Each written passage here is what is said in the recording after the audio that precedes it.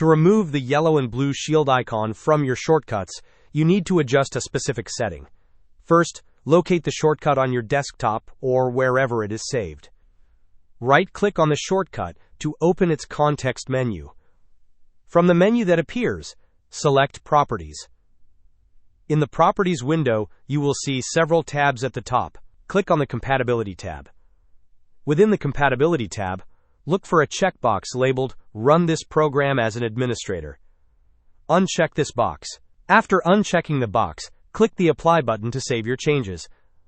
Then, click on the OK button to close the Properties window. For the changes to take full effect, it is recommended to restart your computer. The blue and yellow shield icon signifies that the program will run with administrative privileges when launched through that shortcut. By unchecking this option, you are disabling that administrative mode for the shortcut. Hope this was helpful. Don't forget to like and subscribe if you enjoyed. As always, thanks for watching, and I will see you in the next video.